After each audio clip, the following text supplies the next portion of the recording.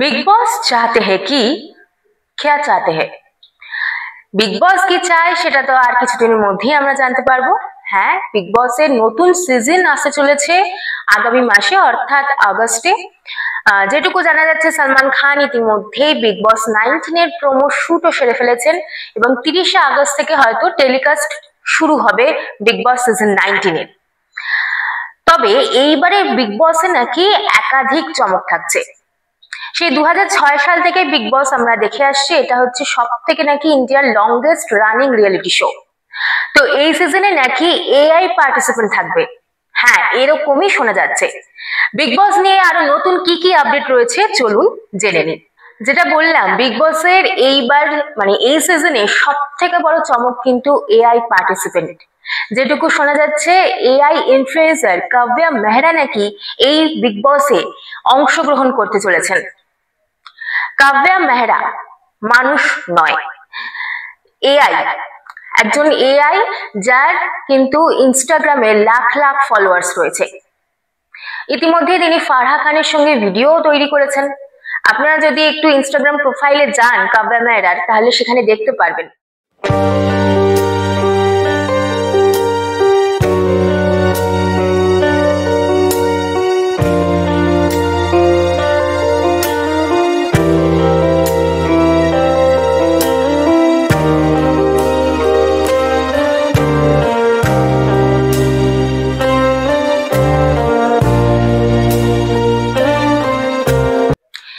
এর আগে শোনা যাচ্ছিল এবারে বিগ বসের ঘরে নাকি রোবট আর মানুষ একসঙ্গে থাকবে, অর্থাৎ একটি হাবুবু রোবটের নাম উঠে আসছিল। সেই হাবুবু রোবটও নাকি এই সিজনে পার্টিসিপেন্ট হতে পারে। হয় কাব্যা মেহরা হবে এই সিজনে পার্টিসিপেন্ট, না হলে এই হাবুবু পুতুল। এখন কিন্তু দেখা যাচ্ছে মোটামুটি সব ক্ষেত্রেই ধীরে ধীরে এআই আসতে শুরু করেছে। কৃত্রিম বুদ্ধিমত্তা একটা প্রভাব বিস্তার শুরু করেছে বিভিন্ন ক্ষেত্রে। এখন বিনোদন দুনিয়াতেও সেই ঝলকটাই আমরা দেখতে পাবো বা পাচ্ছিও কিছু ক্ষেত্রে। এইবার যদি বিগ বসে সত্যি এআই পার্টিসিপেন্ট আসে, তাহলে কিন্তু একটা বড় মাইল ফলক তৈরি হবে, এটাই বলা হচ্ছে। কারণ এর আগে এরকম কোনো ঘটনা ঘটেনি কোনো রিয়েলিটি শোয়ে। এই প্রথমবার কোনো ভারতীয় রিয়েলিটি শোয়ে কিন্তু এআই পার্টিসিপেন্ট থাকবে। বিগ বসের যে কোনো নতুন সিজন আসার আগেই একটা কথা ওঠে যে সালমান খানকে এবার শো হোস্ট করবেন।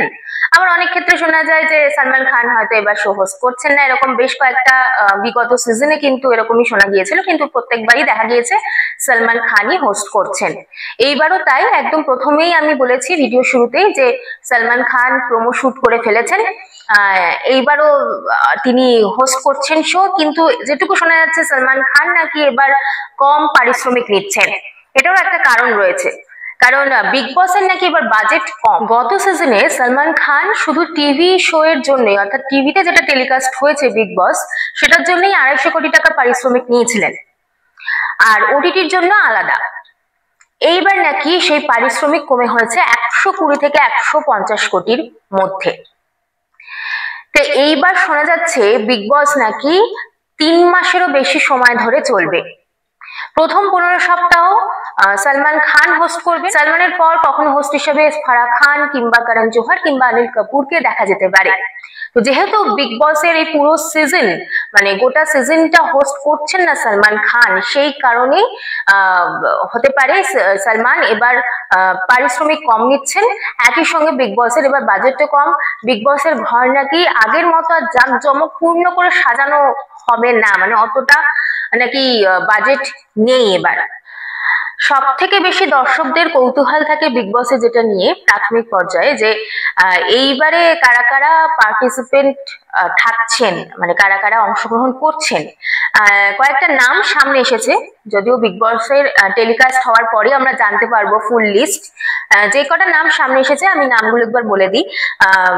গৌতমী কাপুর, গৌরব তানেজা, মিস্টার ফৈজু, ধনশ্রী বর্মা, ধীরজ ধুপার, আলিশা পানওয়ার, খুশি দুবে, অপূর্ব মুখিজা, পূরব ঝা, গৌরব খান্না, শ্রীরাম চন্দ্র, আরশিফা খান এবং মিকি মেকওভার। মোট 20 জন পার্টিসিপেন্ট থাকবে। আর সেই পার্টিসিপেন্টের মধ্যে একজন এআইও হতে পারে। সেটা টেলিকাস্ট হওয়ার পরই আমরা জানতে পারবো কিভাবে এআই মানুষের সঙ্গে থাকবে, কিভাবে কানেকশন তৈরি হবে, সেখানে কিভাবে দেখানো হবে, সেটা সত্যি একটা কিন্তু বড় চমক। সেইটা দেখার অপেক্ষায় সত্যি রয়েছেন দর্শকরাও। আজ এই পর্যন্তই। এই ভিডিওটি ভালো লাগলে অবশ্যই আমাদের কমেন্ট করে জানাবেন, আর লাইক আর শেয়ার করতে ভুলবেন না, চ্যানেলটি সাবস্ক্রাইবও করবেন।